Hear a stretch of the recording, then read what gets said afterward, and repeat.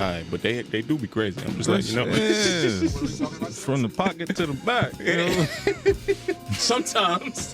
Sometimes, if you hear it out, though, you know, it's like, all right, I'm going to hear some crazy shit. But if I can make it through to the end, there's going to be some goodness at the end of this crazy shit. At the end of that rainbow, it's going to be more than a pot of gold. You know? At the end of the rainbow, bro. Yeah, man. Sticks and dirt. Nah, see, it's the barefoot chicks with the sticks and dirt that really be having it. Fresh out the bush. Yeah. Kid Rock and who? RFK. They were working out together? Nah, Bad. working out in jeans is a crime. Getting into a pool with jeans, even bigger crime. That was a thing? What's his actual title? Just pulled up an image and seen both of them in towels. It's nasty business. Secretary of Health. Strip shirts for sauna workout. Yeah, that's the photo I got for a health promotional video. Nasty biz, bro. My man is on an Aerodine bike in jeans. In the sun? Bro, in the sauna? That's abuse. That denim on skin? Hey, man. This guy like be... it? He's like, you want to have a good time, man. Not only did he got the denim on, this nigga got a belt on with the denim, bro. On an Aerodine bike. That shit is already smashing you up if you riding the bike. It's just is a weird ass seat on the bike. Yeah. And it's like you moving your arms and your legs at the same time. So It's not like it's not a traditional seat. It's a mix between a recumbent bike and a regular bike somehow. The shit is hard work, but it don't feel comfortable in like athletic shit. This motherfucker is wearing Wranglers. Arrest him. That's up there with Lenny working out. Lenny we let slide because, you know, that's the homie. You know, he was actually pretty cool, but he definitely was in there wearing very questionable outfits too. It's nasty. I think that needs to get thrown in the ugly, bro. Say less. It's on there. It's on the list. What's going on, fam? This is KR Jones of the Off the Strength podcast, and I am here to tell you to like, listen, subscribe, and if you're feeling freaky, visit offthestrength.com. That's where you can go and get more information on us. That's where we can link, we can build, we can connect, and let's make this thing work. All right. What's good, everybody? What's good? Welcome back to yet another episode of Off the Strength, where we're giving you the inside look into all things wellness culture. I'm a trainer called Tony, and of course with me, I got a gentleman of extraordinary league. KR Jones is in the building. That's right, folks. We are back, and ladies and gentlemen, boys and girls, listeners of all types from near and far, you are now in store for a treat because it's the return of the variety show. That's when you get the best from us. So hopefully you take your best foot forward. You do that two-step, that tango, whatever it is you need to do to make it on through the week with the best goddamn wellness information available. Now, Brother Jones, I know I hit the remix on that. Yeah. It's a little step. Okay. Side step, shuffle. How was you moving through this week, my man? Man, this week, if I had to put a label on it, I would say opportunity met preparation through divine alignment. Okay. You got to break that down, man. I'm happy to hear that for you, but talk to me a little bit about that.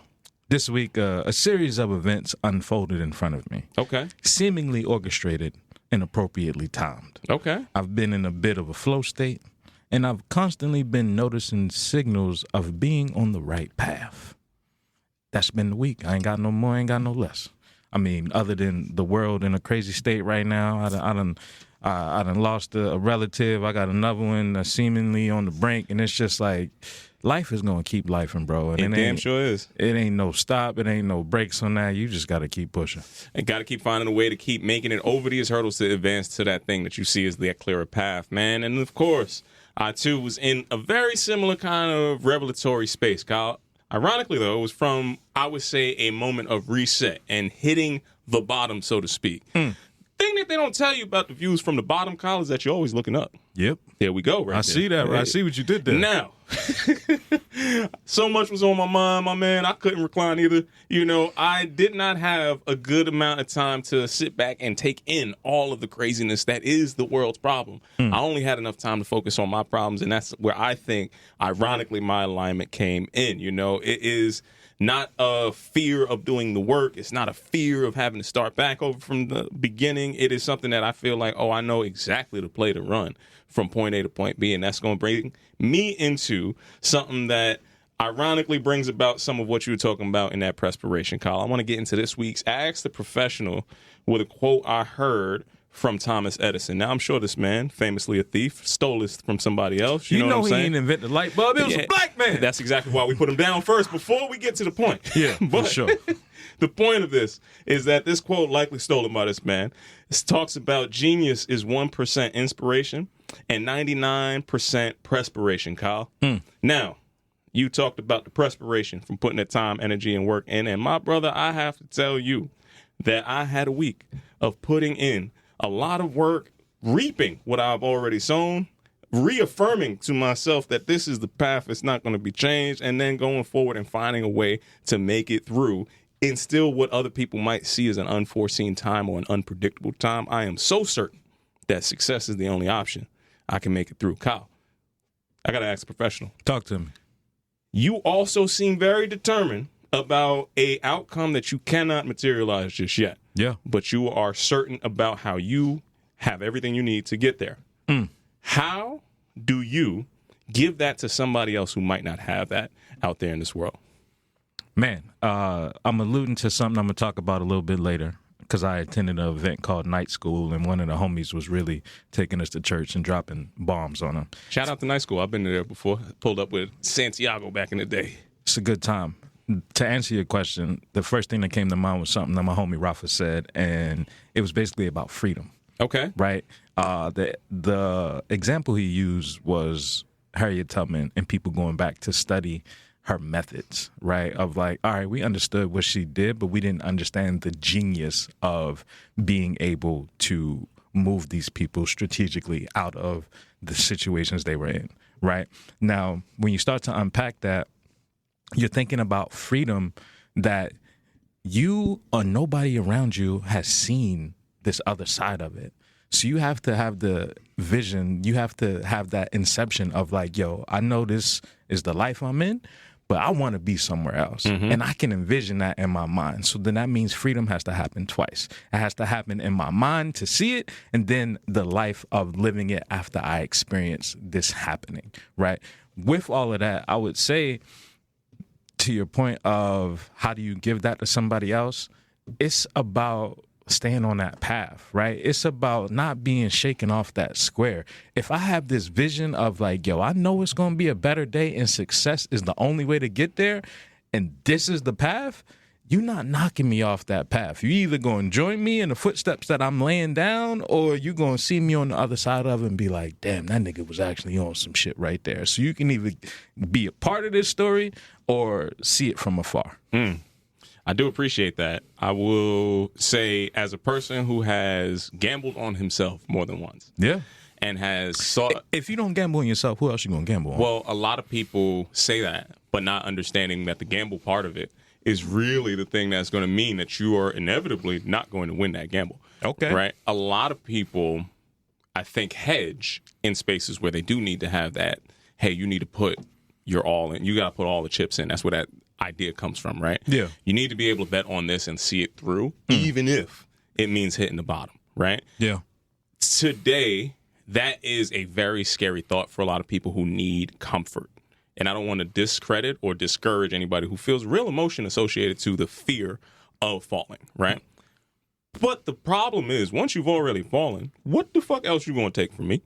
Where else you going to put this elimination? The biggest thing is like the thought about you hitting the ground. It's not necessarily you actually hitting the ground. Okay, once you hit it, though, the most imagined state is where all the fear is. Oh, my God, everybody's going to think this, that, and the other thing. It's like, that's all living up here. The reality is, it is a very linear path to move in any direction. If you've had any brushing with that in life, and I'm sure everybody has, and you can live through the discomfort of where the most uncomfortable was, you can reminisce about how you got from that point going forward. Fam, we both have had experiences where walking was questionable. Yeah. A small occurrence that... Standing, bro. All of that. Getting to the bathroom was an issue. Like multiple times. Crawling on the floor. Getting through the mud. Stairs. Actual things, right? So I don't take it for granted in a time of duress that I know I got a different type of battery. I know I have a different type of understanding of this is where I'm at, but you ain't going to see me here for too long. You ain't going to see me in this position. You ain't going to see that move, right? It comes from the fact that, no, I don't fear the bottom.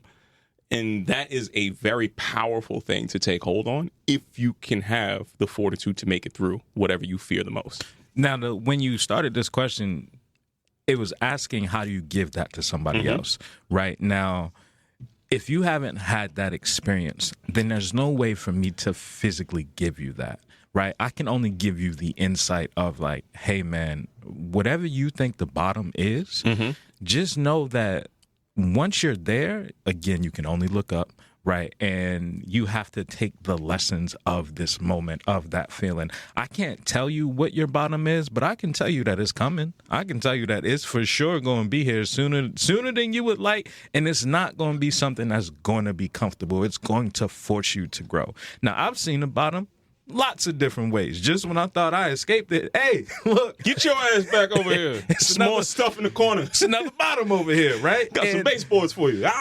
With that, it's up to you to continue to keep adding to those lessons, because each time is going to allow you to grow a little bit further and to evolve a little bit more.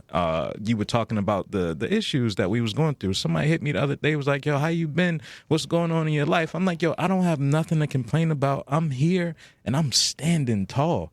Bro, there was times when I couldn't stand up. There was times when I couldn't walk up and down the stairs, right? I couldn't go to the bathroom on my own. I needed help. I ain't got no complaints, bro. I'm hustling. What you doing? And that goes back to that 1% versus 99%, right? Fact. So the initial idea or creative spark or the thought or the joy that you get from something that doesn't have any other hurdles that comes along that route, right? If you can marry that, Kyle, with the labor, with the freedom to experiment without having the fear of falling, I think that's what helps people get into their real sphere of genius and be able to execute that going forward, man. So hopefully that was helpful. That's how I understand the story. That's the best way that I can navigate it through, Kyle. And of course, we always share these things with the intention to help you get your 1-2 in the right direction, right? Yeah. Now, speaking of which, Brother Jones, Talk to me. I got to talk to you about a little bit of the good I saw. Okay. It's a lot less good week over week. A little bit of the bad. And I got to talk about some ugly things, Kyle. I'm going to do it in the spirit of levity because, Kyle, it's time for this week's episode of Ripped from the Headlines and my good friend, KR Jones. In our lifetime, sir, I have heard you be called and referenced to, like you resemble many a different people that have no similarities at all. But there's one person in particular that I would say kind of came from an unseasoned American, made a comparison to you look just like, you remind me of, it was an egregious offense when I heard it. What was the most outrageous comparison? Kyle, you know who you remind me of? Who would that be? The first thing comes to mind was Pootie Tang. Okay, that's not actually that far off. That's not the one that I thought was crazy. That was a what's homie name? Flavor Flav That's reference. the one that I was thinking about. Yeah, just on a scale. Just look at me real quick for the folks that can see me on the TV. I got called Pootie Tang and Flavor Flav. Pootie Tang is way closer than it's not because of how you talk. Tippy time, how many you act. time, my brother. Look at your glasses right now. We're doing side by side. You giving up some Pootie Tang things. But Flavor Flav was not on the bingo card for me. Yes. Much like, hey, this pairing of Flavor Flav with Planet Fitness of all places was not on my bingo card when I saw this. So, Kyle, just as hysterical as that comparison, but slightly a little crazier, what is Planet Fitness known for? Planet Fitness is known for low buy-in. Low buy-in, high value, but they specifically, when they first came out, Yeah. was a space that had an alarm for anybody making too much. The lunk alarm was definitely there. Yeah. Too much noise, you're going to get kicked out of this gym. You can get fit, but not too fit. Don't be in here intimidating nobody. Because if you're too fit, then this is a judgment-free zone, and people feel judged by how good you look. Get your ass out of here. So how could you go and get the guy literally known for bringing the noise to pull up and now be the motivation? That's legitimately how this pull-up is, bro. So, no joke. The Flavor Flav intro to Planet Fitness is definitely something that I had to scratch my head a little bit about because, yeah, man, this was not on the list of bingo cards that I had, bro. But he's in there doing his legendary Public Enemy hype man situation for people who are in this gym again that they used to explicitly kick you out for doing anything that's remotely close for this. Two quick notes. One, Flavor Flav is a lovely human being. His spirit has carried him a long way, much further than Chuck D or anybody else that's a contemporary in that hip hop. I'm not putting him over Chuck D. I'm just saying, popularity-wise, yes. I'm saying his spirit and his energy has surpassed anybody else. His character is larger. I could take that. His character is larger than anybody else. With that being said, this man's skin tone is so dark that he should not be wearing that purple for Planet Fitness, because that's a little too close to the color purple for me. That's number one. Number two is I respect always wearing the clock to let people know what time it is, but at some point in time, you gotta let the clock go. Flav is looking very seasoned in his age right now. I don't know what's past seasoned, but that's it. That's where he is, you know? This did open up the door to an interesting new spin of Flavor of Love for me personally, and I think that I would be admittedly very intrigued to understand how, specifically where Planet Fitnesses are and located, how Flavor finds his new season of love in this area of his life, bro. So if we can get off a Brownsville Flavor of Love, I think we got some Tubi dollars coming our way, bro. Absolutely not. I'm here for it. Drewski has flipped it. I don't know if you've seen the Could Have Been Love. No. That's a whole new thing. Where him and Flavor got to square up now. He is out here and he is trying to turn women that identify as dykes into love for him. It's a different side of the internet, bro. We're going to leave that alone, man. I'm just putting it out there. Next up, speaking of your algorithm in particular, I have to, again, shout you out for your hard-hitting reporting on being high, horny, and dehydrated. Some of the best investigative journalism I've heard on the Off the Strength podcast. Somebody got to do it. Ain't me. Somebody had to get there, right? But now, specifically locking in on the dehydration side, Kyle.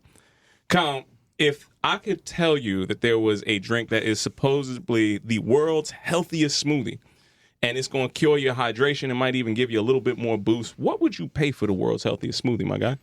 That's a loaded question, first and foremost, because I ain't even a smoothie nigga no more. It's scientifically backed. It's got 150 different tests for this one smoothie. What would you pay for this? Yeah, it sounds like that's going to set you back about 150 for a smoothie. That's what it sounds like. The good folks over at Erewhon, right? Mm-hmm. They are famous for the Hailey Bieber, the collagen-based smoothie that they've already had. That's over $25. This new one is a partnership that they have with Function Health. You will remember, Kyle, we talked about Function Health and they all of that. Partnering with Equinox and all them folks, yeah. Yes, so it makes sense that in this same very ecosystem of, hey, we're going to get 150 different biomarkers checked. Hey, man, they came up with the world's healthiest smoothie that has a balance of 20 different ingredients that are going to be formulated to keep you not only hydrated, Kyle, but it's going to be nutrient-dense and pack you with all of the different high-yielding nutrients that you need to get throughout the course of the day. Now, Kyle, can you take a guess at some of these base compounds that are inside this, man? Man, you gotta throw all of the stuff that's in there. So you gotta have some black seed oil, maybe. Okay, that's gonna add you like at least a good $3. All right. Yeah, you gotta throw a little what else? Some vitamins in there, some nutrients. Definitely some vitamins and nutrients. I mean, they're using whole foods in here, so there's base is going to be almond milk or coconut milk. That's going to add another $3-4 right there. You missed me out with that already. But continue. Healthy fats. You got avocado, walnuts, chia seeds, flax seeds, and MCT oil. And a smoothie. Yes. Okay, continue. You got the cocoa bean, whey plant, and if you're paying the game at home when you're doing the tally, we're already over a good $15 worth of groceries going inside here, bro. Yeah. This smoothie is going to be tallying up to over $25. For you to leave up out of your Erewhon, listen, get your glass bottle. It's only going to be served in glass because those plastics are bad for your health, my man. How you feeling about this Erewhon smoothie? Now it's supposed to be the most balanced thing that you're supposed to have in your go-to daily wellness activity, bro. Grand scheme of things, that's not even that bad, fam. $25. See, now you talking different. $25 for the healthiest smoothie? Like, now again, I'm weighing this and living in a metropolitan city, right? I live in Brooklyn. The shit is higher than high. If I order a bagel from Uber Eats, fam, I'm spending a 50 piece for a bagel. For me and my lady, a bagel. Oh yeah, bagel. You getting a some hash coffee brown. You get what I'm saying? Like, I'm spending the 50 ball easy just by ordering a bagel. A $25 smoothie in this climate, hey man, listen, and this going to add some time to your life and all the things. You on board with it? I like how the evolution of the mad thug. at it, man. Listen, He's putting more organic than I Thug wouldn't these buy days. it, but I thought it would have at least set you back a good 75, maybe. 75 for a smoothie is up there. That's what it sounded like they was going. 25 ain't even honestly that All bad. right, so you heard it here first. You can get a little bit more money out of these guys over on this side of the coin over here. Step your pockets up, man. You go get you a good matcha and a pastry. You already at about 22 at a coffee shop anyway, bro. 25 ain't nothing. I ain't mad at you, man. All right, my last thing that I got to report on, Kyle, we've been talking about the different performance artists that have been going into the health and wellness space to try to expand on their portfolio. It's typically been done in the run community. We've seen a lot of different hip-hop artists in particular start their run clubs. Well, Kyle, not to be outdone, and somebody who's been moving at the beat of their own drum for a while. I know you are a good friend of, not friend, sorry. I know you're a big fan of Freddie Gangsta Gibbs himself. Gangsta Gibbs, hope. Yes. So did you see that in his most recent tour, he will be adding some fitness to his situation because he is going to bring some karate lessons to his VIP experience on tour? Of course, I seen that, bro. Anybody that's a true fan has seen that brother come out in the G. What's it called? The gi? The gi. He's got the gi for the last Rabbit tour. Multiple. Kicking off in May, right? The pre-show dojo includes a 45-minute karate masterclass under the guidance of professional instructors. Now, some of these professional instructors, I don't know what profession we are really looking at if you're looking at some of the artwork that's coming in here. Yeah. But they look like pros to me, too. I could just see the basic influence, starting blocks, your stances, all the rest of this. It's going to be a time and an experience to be really attended, Kyle. What's your thoughts about this VIP experience coming with some karate? I'm here for the full body karate. Yes. As you know, that is an off-the-strength term. Folks don't go out and steal that because, you know, we've been doing that for years. On top of, when you really look at, I don't know if you've seen any of the music videos from when he just dropped Alfredo 2, but a lot of the videos he shot, he was in Japan. He was in Shibuya. He was out there living his life, doing sword work. I ain't seen sword work like this since Lupe. Okay. You know what I'm saying? So this brother has obviously done something to be able to do that on camera, no AI, like he out here. Now, for him to offer that to his fans for a VIP package, I mean, listen, that sounds better than getting your girl taken from Chris Brown out here and she jumping up on him in that VIP package. Like, what Chris Brown doing other than filming your girl cheeks for a photo? You get what I'm saying? A stack. And I guarantee you, Gangsta Gibbs ain't charging you a stack to get these karate lessons So off. you pulling up do some karate with Gangsta Gibbs, bro? I'm not saying I would. You got the gi. But I report it. You know, I mean, I support it, so to speak. So I'm definitely around for the diversification of Gangsta Gibbs. Yeah, man. I'm around for more hip-hop versions of health and wellness expanding outside here. Facts. He might be the healthiest person I've seen outside of probably Gucci Man body-wise. I put Earth Gang up there. They've been doing a lot of yoga flows. Okay, We sure. got to throw NORE in there for the run clubs and all of that stuff. He gotta let that hair go, man. he gotta let them braids go, man. We got some other homies in there too, man. He's on the door, you know. Shout out to Nori, man, but just let it go. You know, let me slide into my own good, bad, and ugly. I ain't gonna dwell too long on that. in the sensitive topic we got these days. First and foremost, let me get into the good. Now, we talked about this a little bit off mic before the show. Now, a huge part of my childhood was VHS tapes. Okay. There was a handful of tapes that I had, like physically had, that I would just play over and over again. This was before streaming platforms, before the internet, before all that bullshit. What's VHS stand for? Man, I couldn't tell you, bro. Video, home, studio, some shit. I'm going with it. That's what it is. I couldn't tell you what Just it got to stands make shit for. up today. It don't even matter, bro. You got it. Nonetheless, a few tapes that I had on deck. Video. See, I wasn't too far off. Now, a few tapes I had on deck. Half Baked, which changed my life. My mother had to take that tape from me. She's like, you can't watch this no more. But I thought that was pure comedy and hilarious. You know. Oh, yeah, for sure.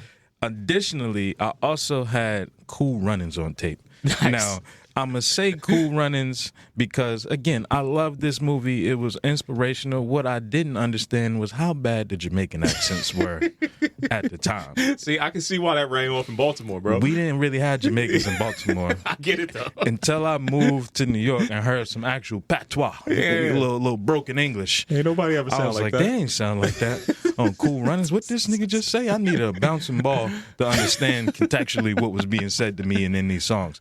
Nonetheless, I bring you around this whole long-winded rant of the full circle moment being in the Winter Olympics, the Jamaican bobsled team partnered with Airbnb and Nice. recreated some of my favorite movie magic memories from Cool Runnings in this commercial, Brown. Now, this was reposted by Malik Yoba. As you know, that brother has been in more headlines than a little bit. Nonetheless, the Jamaican bobsled team was out here living their best life, and it made my heart warm to see that these brothers is really doing the damn thing that went from imagination to real life. I love that for you, man. I love that for you. Shout out to Malik Yoba. I forgot he was in that movie Yeah. at that point. He was your brother. Yeah. Malik should know. Malik is in Brooklyn enough. He know that wasn't He an had accent. pride. He had power. He was a badass mother who don't take no crap off of nobody. See how bad See, that accent was? I hate every part of that. That wasn't a Jamaican accent, but that was the good. As you said, the I love it, sparsity of the good is a little these days. We're gonna slide into something that was a little bit better too. Now, Men's Health has been a publication that we've talked about often, right? Like shout out to the homie Dre, he was like the trainer for the year. You got Ja that was involved Also in there it too, yeah. We got some folks that have been in there. Shout out to me. I was in Men's Health. You doing was some training definitely in there stuff. getting your Yeah. transverse lunge on, Come on, yo. letting the folks know what it was. Now, I'm shouting out the good brother Ernie Hudson. Now, Ernie Hudson, famously known for his role in Ghostbusters. Hell yeah, yo. He's also just had an illustrious career of having shoulders and biceps. You know what I'm saying? I like it. This brother has just stood tall and had a solid frame, and a black man at 80 years old, Yo, this is good. in shape, still pushing some weight. I gotta salute him. I like how my man Ernie's moving, man. This is inspirational right here. Now, the other side of this is going to be Men's Health has also chose to highlight the good brother Chris Paul. Okay. Now, my gripe with Chris Paul, right? This brother is on his way out of the league, as we know. No, he's out of the league. Okay, he's officially retired. He didn't get that farewell tour like Kobe did and nothing like that. My issue with Chris Paul is the brother's inviting you into his gym work session. He's doing all this talking like he's still on the court. Because I think when they shot this, he might have still been on the court. Days is over. You know what I'm saying? The second issue is he was plugging his chip brand. I don't know if you've seen his new brand of chips, but whenever you get a celebrity that is the face of snack, if you will, Yeah. it never seems to go right. I'm going to put that on Rap Snacks. I'm going to put that on, I don't even know what else was there that Nah. didn't really stick around. I'm shouting out JID in that Tony the Tiger commercial. I'm buying some Frosted Flakes this week. Cool. I ain't Off buying rip. Frosted Flakes, but I definitely seen JID and Tony riding around in the Cutlass sitting on sixes. You Hell know yeah, what I'm yo. That's saying? why I was like, support. I'm not eating them. I'm buying them. Just Okay. off rip. just to get Jed on the Just box. to restore the feeling, yo. Yeah, you know, I'm here for Chris Paul showing his life on Men's Health. What I'm not here for is him selling snacks because those chips look trash. I mean, shout out to Chris, Cliff, all of the balls. We need Right. to take the next couple plays off, bro. Shout out to him trying to diversify the market. Now, sliding out of that, we're going to slowly get into some ugly. Brother Tone, what if I were to tell you there was somebody taking a crack at something we've seen over and over again and never really plays out great, but if I were to tell you there was gym equipment doubling as furniture in your house. Yeah. How you feeling about that? I mean, that's kind of how it is right now in my house. I feel like I feel violated that you're telling people about how I get my workout on right now. Nah, this is a different level. The 20-pound table that you could do biceps curls with, the end tables that double as kettlebells, also lights. Let me tell you, when you're doing this much dual function, you're losing significantly on both functions. They are shitty at both of these You things. either losing in the gym or you losing in decorative. Look at how he's sitting on this, whatever this 20-pound end table / chair is supposed to be, and you tell So me the that this is... ambiance is off. You either losing in the feng shui or you losing in your workout. What I'm hearing is you can't have both. If you walk into somebody's house and you see And you that they try to got turn on the light and it's they a got a kettlebell light, run as fast and as far away from that person as you possibly What about can. the curling 20-pound end They got table? the 20-pound end table that's also being used as a chair here. Again, I'm going to tell you that this person bland everything in their life. That's a no for you. There's nothing good that's happening with this person's lifestyle choices, with their food decisions, with where they go. This is so much of You their... saying the line is crossed? The gym is so much of their personality. They don't have a personality. That's what I'm trying to tell you. So unless you want to date the dumbbell, which is pretty much what you're going to be doing, don't do it. Man, that sounds like a reality show that's about to be out next week. Flavor of Love, Brownsville, baby. Date the dumbbell. Sliding out of that, but still keeping it wellness, we're going to round off on what this ugly is this week. Now, Brother Tone, I'm going to just read you a headline that I'm certain you've seen, but I want a live reaction. Peloton collapsed almost overnight. Gyms reopened. Motivation died. The stock crashed 90%. Wall Street called it over. Then the new CEO noticed one brutal truth about modern humans. Off of that, what you thinking, and what do you think that brutal truth is? I'm not sure of the brutal truth that he noticed, but it is evident by what I've seen Peloton start to shift towards. They are prioritizing what I would say the celebrity trainer above a lot of other things. So the personalities that drive those classes are the value, not the bike.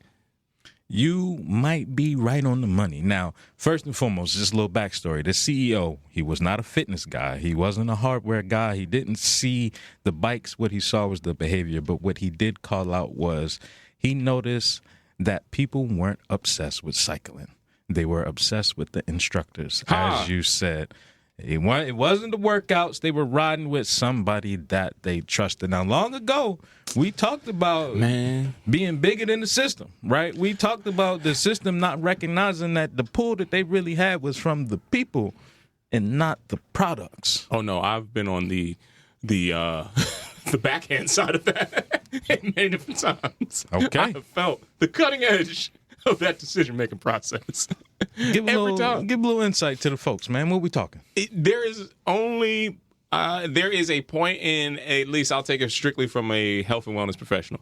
There is a point of growth that you can have that is going to be beneficial for whatever entity that you're associated with. And then there's going to be a point of growth that you have that is going to be a threat to that entity that you're associated with.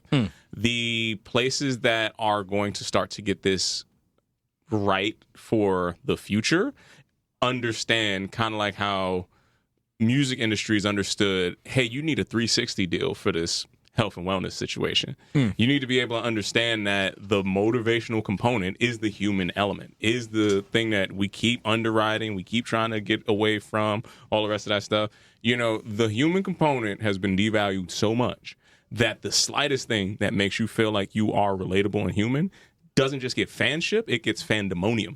Like these people are galvanized and almost like a religious-like following to whatever you put in front of that. Hey, smart money is going to make that make sense one day for the people who are the actual deified, the instructors. One day those instructors are going to realize that they have the power too and be able to negotiate on I got the power. Operationalize that a little bit better. Yeah. But it's the same story that is as old as time. Hey, we're going to get as much out of you for as little as possible and get you to be kind of something that you think you're really holding on all to the power. And as soon as you get to be a little bit too much of a threat, hey, I can point out a lot of them same instructors that just ain't on that platform no more. And I know where they at right now. So I've seen it. I've seen it all. It's looking like Peloton is trying to reinvent the wheel, so to speak, and get some numbers back up because their situation has seemingly collapsed into what might be a bankruptcy. Yeah, it's tough when you are... Hardware is hard for anybody in particular. But when you make a hardware bet in a time that is so unprecedented and you bet your future on literally a world phenomenon that could not happen again, not the same way. Like their whole future is predicated on the fact that people are not going to do the thing that they have naturally been doing for a long time, going outside. Yeah. That's going to make it hard to make it make sense. Now, there was also a lot of other things you probably could have adjusted for or thought about going through, but Peloton is not radically different than, you remember, I mean, I'm dating myself now, but the Bowflex, of course, it's basically the same glorified dusty hanger that you had. Bowflex? Wasn't Chuck Norris a part of that? All of that stuff, bro. That and beach bodies. People was following Chuck from Walker, Texas Ranger, all the rest of that stuff, because they like Chuck. Hey, Chuck, I'm going to get me one of them boat things. If he can do it, I can do it too. Yeah, exactly. Hey, at the end of the day, that shit was just dusty coat hanger that you had in the corner. Now you got one with a TV screen on it. Dusty What's the next coat version? Hanger is crazy. What's the next version of this going to be? We will soon find out. Exactly. Is what I'm hearing. So we're going to slide out of that. We're going to slide into a Raising the Bar segment. Ladies and gentlemen, boys and girls, listeners of all type from near and far, you are now in store to raise your bar. Brother Tone. Raise it up. As I alluded to earlier, bro, I attended an event called Night School. You said you've been there. Give the people a little bit of just your experience when you were there. I think it was something that was pretty inspiring to see how communities are formulating around the idea of spreading knowledge. It's kind of like a more everyday person's TED Talk. You know what I mean? It was like you got people from different areas of interest that have been curated to help share somehow a part of what they have done to help you advance yourself as a creative. Eloquently put. Definitely thinking about collective learning from someone who started it that was an educator. He was seventh grade, I think, math teacher was his background, and he said he learned a lot in the classroom and learned that knowledge goes way further than the classroom. With that being said, I had not one but two homies that were presenting on the same night. Okay. That I just met being in Brooklyn and being in that sphere of good energy, good people. So I'm like, yo, I got to pull up because I got not one, two folks presenting. Secondarily, when I got there, bro, there was more than a handful of folks that I had already known just from the homies that I knew. It was people that had been to my yoga class. Like, yo, when you going to start teaching yoga again? Like, yo, you the fifth person this week that done reached out to me, so I need to figure that out sooner than later. But it was being in that room that I was like, oh, damn, I'm actually supposed to be here. Again, another one of those signals signifying that I'm on the right path. Moving out of that, some of the topics that were covered were, I'm going to give you just a brief little rundown. It's nothing going to be compared to being in person while you're there, but the creative process was one of them. There was another topic that was covered, a woman talking about Kaizen. You remember Kaizen? That idea, Japanese ideology, if you will. I ain't going to deep dive into that. You can go look it up if you want, but she did bring up the 8 dimensions of wellness.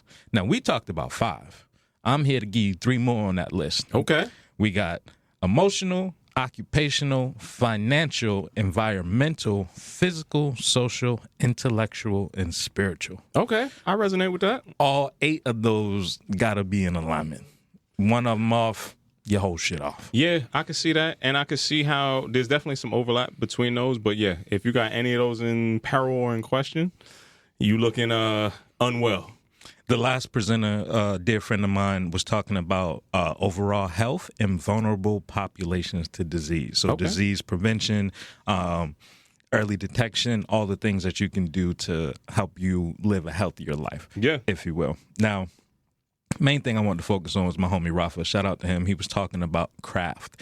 And he defined craft very matter-of-factly because a lot of times when you think about someone as a craftsman, you automatically assume it's got to be hands-on, right? He basically said anybody that has the time, energy, and effort to put into changing something materially, right? If I am writing words on a paper, right? If I am baking a cookie to whatever, baking a cake, whatever the case may be, if you are taking the time to put energy into some type of material to shape it and form it into whatever you see fit, you are a craftsman. With that, he talked about the 5 pillars of craft: experimental, joy, pain, connection, and a tool of freedom. That was the last part where we got into that Harriet Tubman kind of speak before. The interesting part that I want to call out was something that resonated with the most people in the room. And one of them fancy kind of charts that you see, and where you got the y-axis, the x-axis, you got this little arch that comes through, and that is what you call the project, right? When you're working on something and you get that peak of inflated expectations, right? You're working on this new idea, you've got your peak of inflated expectations is through the roof. Man, we could change the world with this. We gonna take it to the moon and the stars and back again. And then you hit that pitfall, that trough of disillusionment. In that trough of disillusionment, you find yourself in that space of the creative process where this is awesome, this is tricky, this is shit, I am shit, right? This might not be okay, and then this is awesome again. This I am shit space is a space that everybody gets to, right? It's the imposter syndrome that comes up. It's the, why did I think that I could do this? It's the, man, I don't even know if I'm going to finish this. It's the doubt. It's the all of that wrapped into one. And then you get a little bit of a slope of enlightenment, right? And that slope of enlightenment only comes when you put this project out. The slope of enlightenment is way lower than the peak of inflated expectation. The difference is because there's a gap in your taste and what you're actually able to produce. Yeah. Right?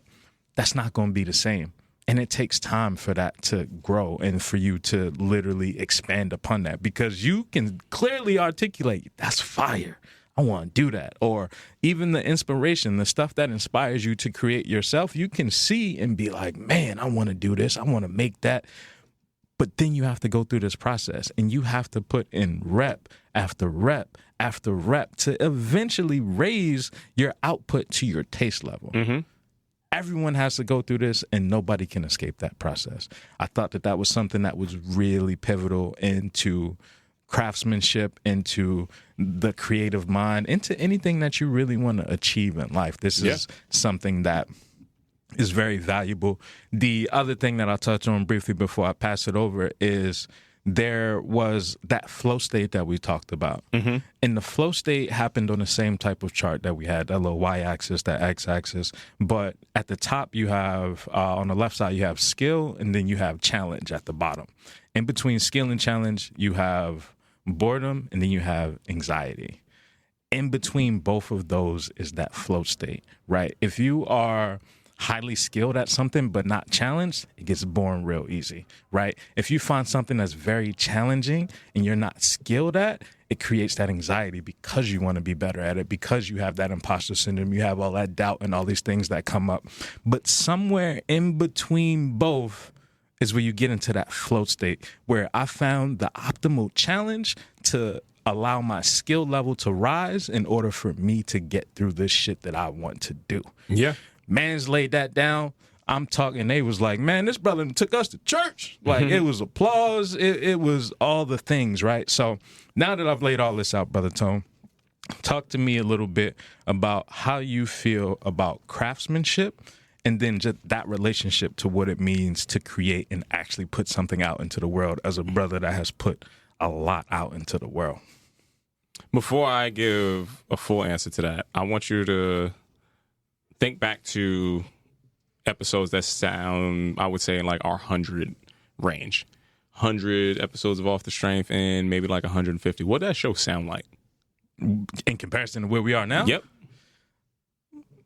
Very similar, but little naive, if you will. Naive, similar, but I would even also say, look at how much extra had to be put on that to make it what was, in my interpretation, impactful at that point in time. There was like a damn near a mixtape every week. For sure. It took a disproportionate amount of time, energy, and effort to make it sonically align with, hey, this conversation matches this song and all the rest of that stuff. Like, the craftsmanship in the actual amount of time that I had to learn how to make that work, put that together, layer it, all the rest of that stuff, paled in comparison to how my brain just thinks. It's like, hey, I could hear the song in how we have conversations because that's who we are, right? Yeah. It took a while to get to be able to produce that.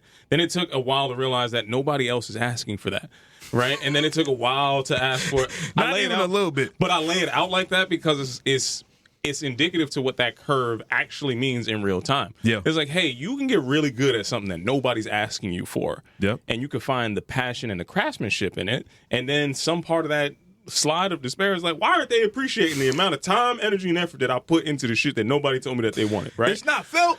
Right. It's not received. So I've heard those sentiments echoed from these same walls. 100%. But I've done enough of whatever I was doing, and I know I put the craftsmanship into it, right? So I see that as being kind of that journey, hero's journey, that you have to go on if you are going to dare to put something out into the world.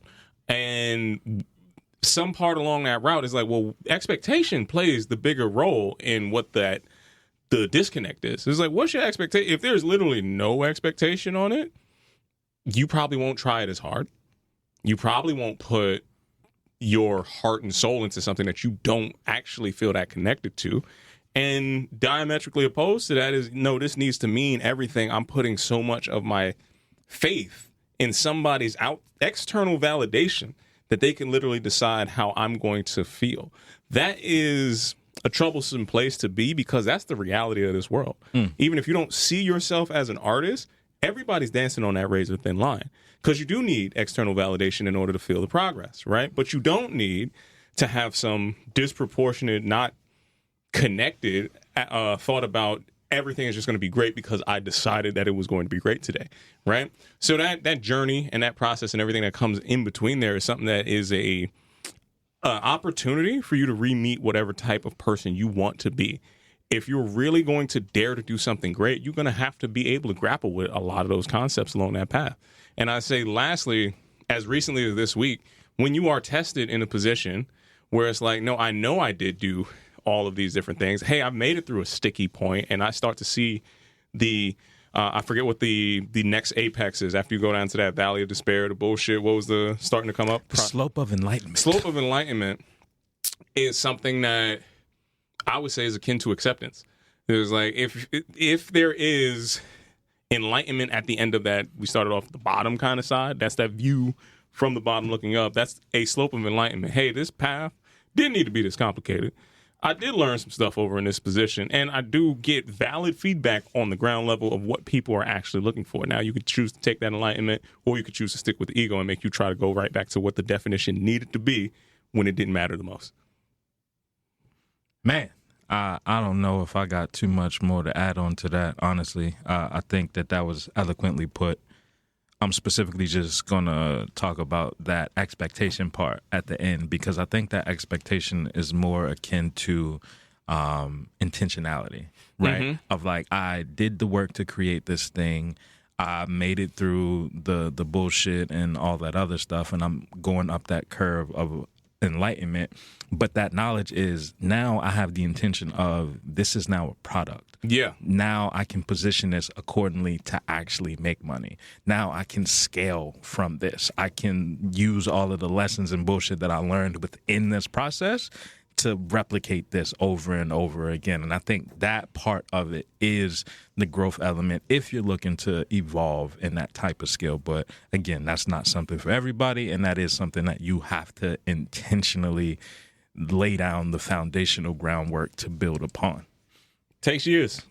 Takes years. It takes time, energy, effort, blood, sweat, and tears. The bottom to come back up. It takes a little bit of all of that. And with that, brother, I feel like we can only go into a little bit of a relax responsibly segment. You want to let the good people know who, what, why we relaxing responsibly. I would say, Kyle, that this is the place where we should have a time-held sponsor for the relaxation segment. You're at here. We need to really start to be intentional about going out and acquiring some of these spaces, Colin. I want to come into next week with a real good thought about who we need to put in there, because there are a couple companies that would make sense to have inside this space. Now, Kyle, I'm also going to tell you that my week was anything but relaxing right now. I see. So I'm going to ask you first, hey, could you lead off? Because I do have a relaxing moment, but it wasn't in the midst of the relaxation. Man, you know I'm a part of a little clubs in a little bit, and shout out to the Outsiders. Outsiders being that adventure group that gets folks together to do different tasks and things of that nature. Shout out to the homie Jeremy. Jeremy has always kept me close, even when I let him down and missed the class that I was supposed to teach. I'm here to tell you that my relaxation came this week because I went back to teach a body weight training class to a group called The Move. The Move is just a community of folks that's formed from the Outsiders as a subset to get people moving and active and in community throughout the winter months when most people don't want to be outside. I like that. Now, the relaxation happened because I was working down at the spot that I ain't going to name, but I left the office in Tribeca. Mm-hmm. I walked from Tribeca to 17th and 5th. Okay. That walk in itself, just as the temperatures was warming up a little bit in New York, was like, man, you know what? I could get on this subway and have to change 2 different lines because it's technically in the same space but on another space. Let me walk. I walked through Washington Square Park. I walked up Fifth Ave. I walked through not one but 2 places I got hit on my bike to get to this space. I'm going to need you to stay away from some of them areas, bro. Tell me about it, right? And I'm on foot just soaking up that walk. And then I get into this space where I'm teaching 9 different strangers body weight exercise, right? It's like, yo, I'm here to give you moves that you can do at home. You don't need equipment for. You know what they said at the end of the workout? Man, your tone was so monotone and calm and relaxing. but the work was really hard to do. I said, yes, because you don't need nothing outside of yourself to get that good work in, right? Sometimes you just need that little push, that little motivation. And it was a diverse class. And diverse, I mean, it was one dude and about 8 women, but all of those women were different shapes and sizes. You had the older lady who had ran like 15 marathons with the shaky knees. You got the young Thundercats in there, all types of stuff. But nonetheless, I felt relaxed being in a space where, one, I remember a time when somebody told me I ain't had a personality to teach a group fitness class. I ain't going to name no names. You still don't. Whatever you say. Folks First of all, love me. I didn't say that. Folks love me. You know what I'm saying? Secondarily, it really did feel good to give back to the community, right? This wasn't nothing that I got paid for. This was like, yo, I am literally just here to be of service to people, and that felt relaxing. Yeah, man, that's beautiful. That's beautiful, bro. And you wasn't talking about me that said that you didn't have a personality. No, you know who I'm talking about. Yes, I was about to and say. she ain't even working no more. Hey, man, She listen. out there selling pizzas under the slice, under the bread somewhere. Hey, you know? dog, hey. Your relaxation just took a turn to why some people might misinterpret where your heart is at. Listen, man, you ain't gonna tell me what I can't do. Just try to put it out there. Because I for you. did it. I was just sharing that. And Kyle, some part of that was also relaxing for me this week as well, bro. I want to tell you that I got complimented on how professional and calm my tone was in an email that was anything but that. I'm trying to let you know. Somebody complimenting you. I want you to read on your tone and professionalism. Because I know how it feels to actually be labeled. What the good people don't know is a lot of the things that they think about Kyle. Oh, I know. I know how Tony's brain actually works. And I be trying to get some different stuff, but they be misattributed it. A lot of shit on your side. That was like, yo, hey, man, my tone wasn't that bad here because I actually got a thank you for how my tone came across. Now, Kyle, I'll spare you some details on that. I'll let you read that at a different point in time. But the constant professional inside the face of what is straight up and down would be objectively called, hey, this is disrespectful at a different level. Hey, man, I showed up and I showed the best, most evolved version of Tony. I take a moment to relax inside of that because, again, it was a well-worded, very direct, non-inflammatory message that I had to deliver. And I was able to deliver that, and I could see that over time, I, too, have been able to mature in a certain way. Love that for you, man. So I get rid of all of the disparaging remarks that somebody else be making about me and my tone. Sounds like growth and evolution, man. You goddamn right. I think it was one of them videos or something I seen on Instagram where it was like the real flex is to not let the situation around you harden your expectation or your output into the world, right? It's like, yo, you could be going through some shit, but it's up to you to make sure that that doesn't consume your heart, your message, the things that you got to go forward. So shout out to you and your evolution, man. I love that. I did not agree to that, though. Yeah, sure. I don't know if I said that it's not changing me. Now, how I felt versus what I said, not the same thing. I know that chip is only getting bigger day by day. 100%. You know, you can't show all your cards at once. You just got to play the ones that's there for you. Yeah. That's going to advance your game. But see, this is also the hurdle, right? Because there's a double-edged sword to that. Because I'll play the right cards to advance the game, but then I still know that in the back of my mind, in the recesses, hey, if you go over this line... I'm flipping this table. So it ends up being a bad situation, Kyle. So my hope, after all of that is... You got to know when to hold them, know when to fold them. That's it, man. There's plenty of time when the game is done, man. I ain't trying to be a gambler no more, Kyle. Hey, man, listen, I showed up here to be as nice as possible. Please treat me with the same level of respect that I'm treating you, and everything will go forward, man. That's what I'm hopeful for. I was going to ask what you're hoping for, but you already laid it out there. Come on, man. What are you hoping for this week? Man, I am hopeful that this bomb cycle that's on the way is going to be the last one. Yo, I don't even like that word. The nastiness that they keep throwing out here with weather, like, we got to talk to Al Roker one day or one of them weathermen upstairs. Like, who's upstairs right now? We need to go figure. We're live on the block of the rock. We need to be able to track down one of these weather people. The shit started with they got to be held accountable. Yeah. You remember we got this Arctic wind coming down here, and then we got the polar vortex. They start throwing a new nasty word out. Bomb cycle is Bomb nasty. cycle is where we had the nasty words. Nah, man, I ain't taking another nasty word for winter. Yeah, we not doing this no more. I still blame the folks that even had the groundhogs set up this whole thing in the first place. And that's what my gripe is still there with the groundhogs. With the groundhog. Not even the groundhog itself, because I respect them as a little species. They akin to beavers and whatever else they got. They look like big rats. I can't really respect them. Sure, but I don't put it on them. I put it on the human that came up with that logic to dictate whether we was going to have an early spring or a late winter. Yeah, man. Yeah. Nah, it's been a little crazy in New York. You know, I'm glad I'm out of a situation that I was previously in, because I was going to put hands on my neighbor if he let his dog outside again. That was really going to be... The shit in the streets is a whole nother thing, man. It's like out here dodging landmines. We was coming to tussles. I was like, hey, dog, once it came to the point where I had to start saying stuff, it's like, all right, now the dog is mine. Now I feel like, while we here, just briefly before we leave, right? You know how people would try to train dogs, if you will, like a dog would take a shit or a piss in the house somewhere, and you take their face and you put it in it and be like, hey, you shouldn't do this. This is what we need to do to the people. We got to do that to the owners. Bringing it back. I'm not going to put hands on you. What I'm going to do is I'm going to hem you up and put your face in the shit so that you can understand that you need to pick it up. This is not acceptable. Because that's the only way that this is going to change. Unhinged behavior, right? So we have to address them with unhinged behavior. I'm not about to fight you. I'm just going to yoke you up like the dog or the animal you is. Grab it by the back of the neck, the scruff. Right by the scruff. The scruff. And put you in it so you can understand that you need to pick it up. I'm here for this. I don't know if we can get this on the, Mamdani bill somewhere, but I feel like we could talk to the right people. Che, we got to hit up Che. He with the shit. He with it. he with the shit. Yo, Che.